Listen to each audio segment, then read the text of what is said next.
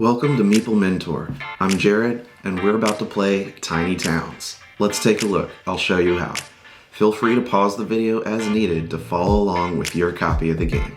And make sure to like and subscribe below the video so you don't miss any of my latest content.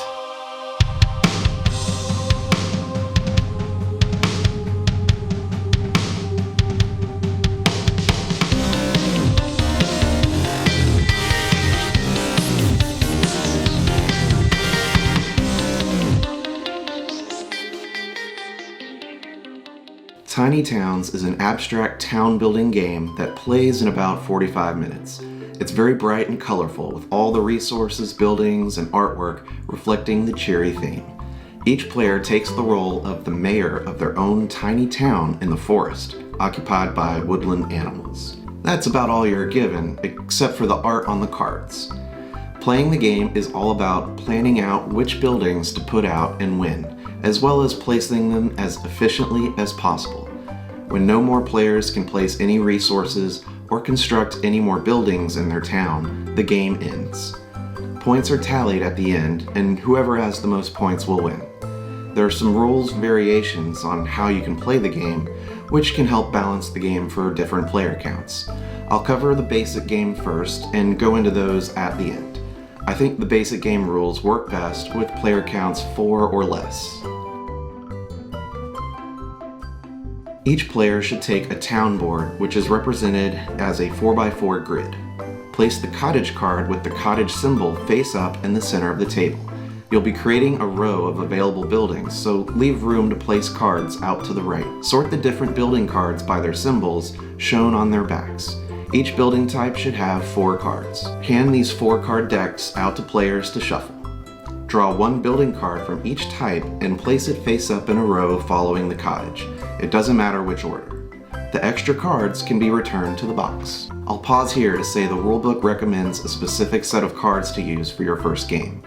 These shown are what is recommended for your first game. You don't have to though. Place the resource cubes into piles within reach of all players. You'll have wood, wheat, brick, glass, and stone. Place the buildings in piles next to their blueprint cards. The symbol shown on the top right of each building card shows what the building miniature looks like. Now determine a first player. Whoever has most recently constructed something in real life, or just decide randomly, will be first. Give them the first player token, called the Master Builder Hammer. Take all the pink monument cards and shuffle them up. Deal 2 to each player. Each player should secretly look at them and choose 1 to keep. The other will be discarded to the game box. These monuments are player special abilities that all function differently when built. Give each player 1 monument building to keep next to them. If they build their monument, then they will place this miniature in their town. Monuments offer a lot of player variability, so you can choose not to play with them at all if you want for your first game. Your table should be set up something like this now. You're ready to begin.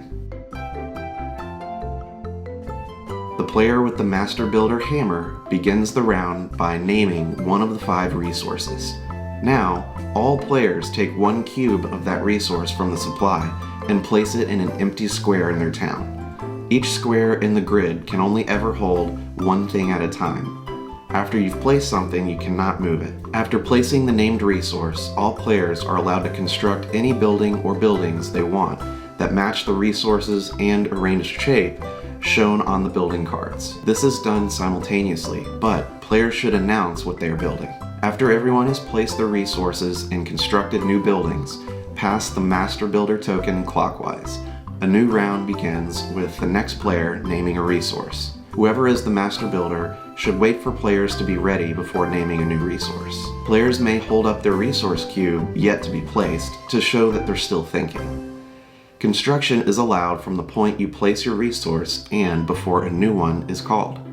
As soon as the next resource is called, it must be placed before constructing again. Each blueprint building card shows a layout arrangement below the picture.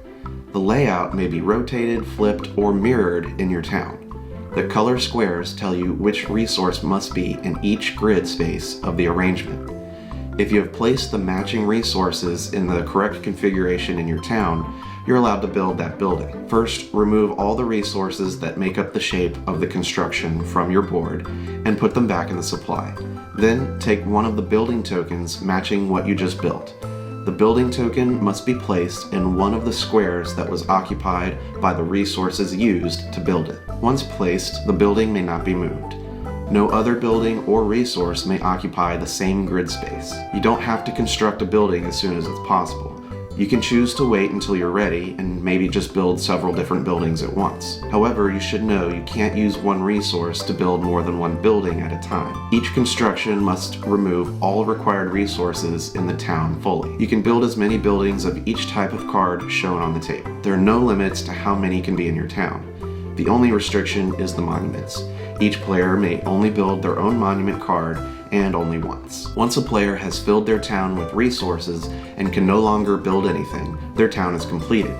They are out of the game now and no longer participate in naming resources as the master builder. If only one player remains, they can continue to name resources as the only master builder until they finish their town. Players are allowed to tally their points up once their town is complete, since other players won't have any effect on their score. Any resources on players' town boards that could not be built into a building are now removed and returned to the supply. These empty spaces will be worth -1 point each. I'll go over how some of the buildings work in the game and how they generate points for you. I'll cover the recommended starting cards of each building here, as that will give you a good idea of what they can do. If you've set up your game with random cards for your different buildings, reference the clarification section in the rulebook if you need further explanation than what's shown on the card itself. Also, sometimes a building refers to being adjacent to another building. In this game, adjacency is orthogonal only, up, down, left, right, no diagonals. There is only one cottage card in the game and is always in play. Cottages score points for you if they are fed by the end of the game. Unfed cottages score nothing. Each fed cottage gives you 3 points. A farm in your town does not score points on its own. Its primary use is to feed your cottages. The basic farm will feed 4 of your cottages no matter where they are located in relation to the farm token. Each well will score 1 point for each adjacent cottage. It doesn't matter if the cottage is fed or unfed. Each chapel in your town will be worth points equal to the number of fed cottages. So if you have 3 cottages all fed, then each chapel in your town will score you 3 points. Taverns in your town increase in points depending on how many you've built. They score together as a group. The chart shows you the points earned depending on the number built. So if you have 4 taverns, then you'll earn 14 points. The theater will score points in your town for each unique building type that shares a row or column with it. Don't count the theater itself. Each theater can score a maximum of 6 points. Only count each unique building type once, even if it's found in a row and column. Your monument counts as a unique building as well. A factory is another building type that does not earn you points. Instead, once built, you may place one of the 5 resource cubes on it, and for the rest of the game, anytime a player names that resource, you may collect and place a different resource of your choice. When your town is complete, you can start scoring it. The score pad provided will be useful for each player to mark points earned. Just go from top to bottom and count the points each building type earns you based on the scoring rules on the card. I just covered one example of each building type's scoring method, but you'll have something different if you have randomized the building cards. There are several other ways to play Tiny Towns, which I'll go over here.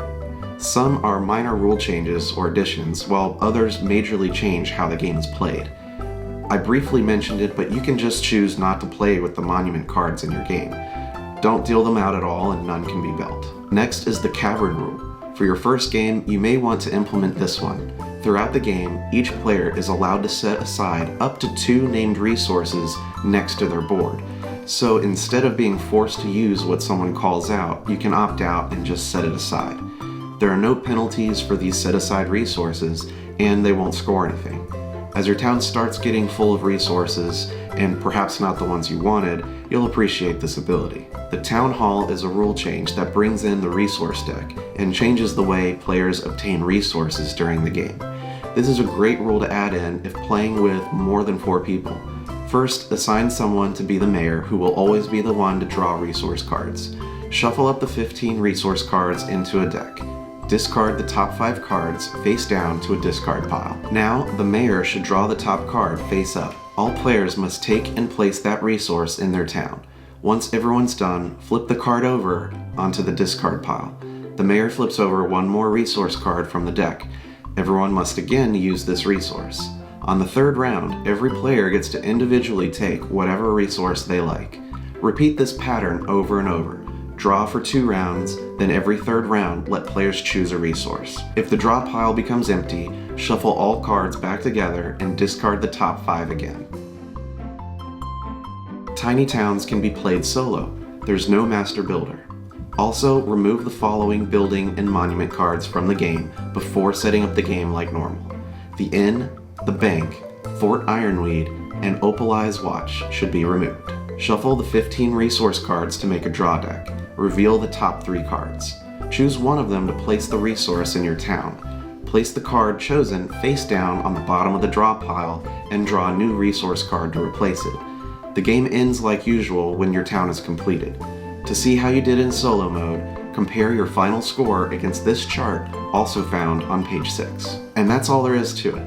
Keep the rulebook handy and check BoardGameGeek.com for FAQs and extra content. Check the video description for links to Big Viking Mats, Board Game Geek, Top Shelf Gamer for token upgrades, SleeveKings.com for a 10% off coupon on card sleeves, and Mr. Meeple t-shirts for cool board gaming shirts.